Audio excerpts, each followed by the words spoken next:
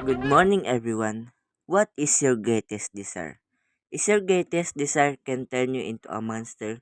Today, we will review a series called Sweet Home, an apocalypse series whereas the main character is Chang Yun-soo. The story revolves around Chang Yun-soo who moved into a rundown apartment building called Green Home.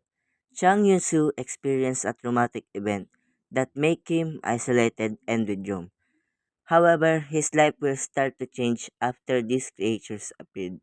In the apartment, Chang Yun-soo will meet people who has their own problem too.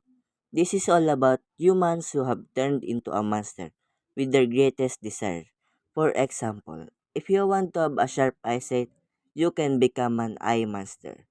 In this series, we will see how Chang Yun-soo will change from being an isolated and withdrawn to becoming a saver who help people from these monsters. The series explained well how these creatures appeared. The creation of the monster is well made that it feels realistic. For example, the protein monster. It will scare you because of how big it is, and the smile gives off scary vibes. The monster is so well blended into the environment that makes the CGI more realistic, and you can tell the desires of those monsters by just looking at their designs, with no further explanation to the scenes. This comes the difference of Sweet Home to other apocalypse show.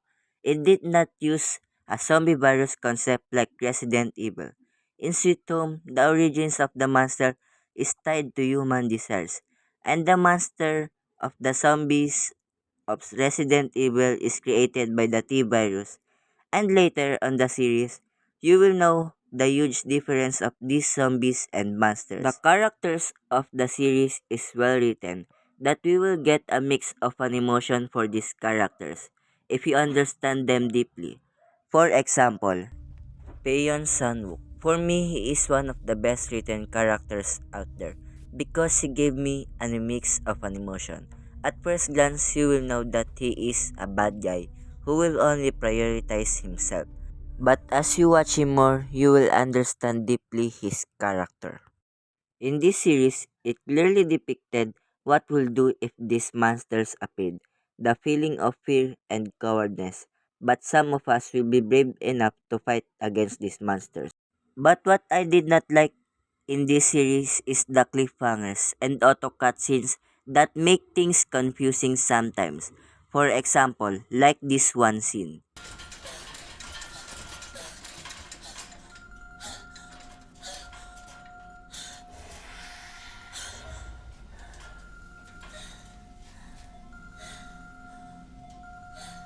'되지도 않는 핸드폰을 아이고.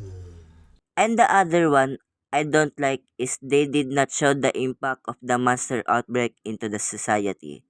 And the pacing of the series is pretty slow, but the ending of the series is feel like the perfect ending for that series.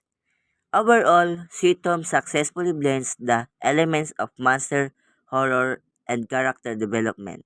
It will give you a mix of an emotion, but I wish they could have shown more monster and show more world building.